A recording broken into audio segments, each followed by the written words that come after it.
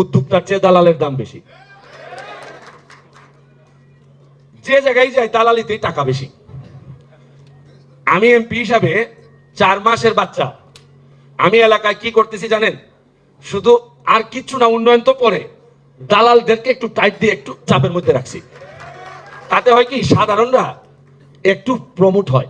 ধরেন কারো ভাই, কারো চাচা, বাবা জেলে আছেন, তা আমাকে বলে যে প্লিজ যত যত দ্রুত সম্ভব জামিন করাইতে হবে। একেবারেই আমারে শান্তি দেয় না।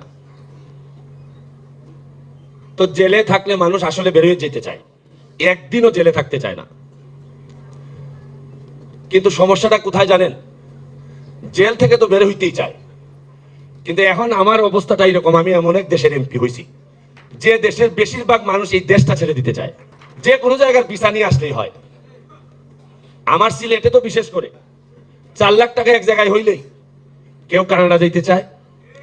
আমার কাছে যে কত সমস্যা, যে প্লিজ 11 লাখ টাকা দিছিলাম, টাকাটা তো আর ফেরত পাচ্ছি না। তো এটা কেন বলতেছি গল্পটা জানেন? যে সবাই যেখানে দেশ ছাড়তে চায়, আমার সামনে যারা আছেন তারা কেন জানি অন্যরকম, তারা দেশে থেকেই দেশটারে করতে চায়। যে এমন একটা দেশ যেখানে উদ্যোক্তার চেয়ে দালালের দাম বেশি। যে জায়গায় যাই দালালিতেই টাকা বেশি।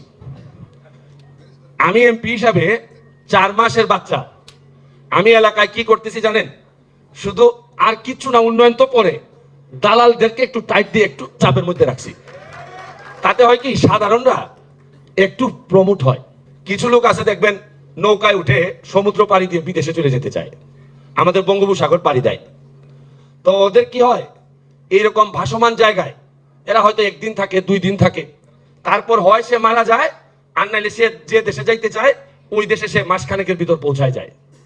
কিন্তু আপনারা এমন একটা স্রোতে ভাসমান অবস্থায় আছেন, আপনাদের এতই সাহস, আপনারা জানি না যে কবে জায়গায় পৌঁছাবেন, তবে বেশিরভাগ সময় সমুদ্রেই থাকবেন আপনারা। এই কষ্টটা যে আপনারা সিদ্ধান্ত নিছেন, এই জন্য আপনাদের প্রতি আমার শ্রদ্ধাবোধ, কৃতজ্ঞতা অনেক বেশি।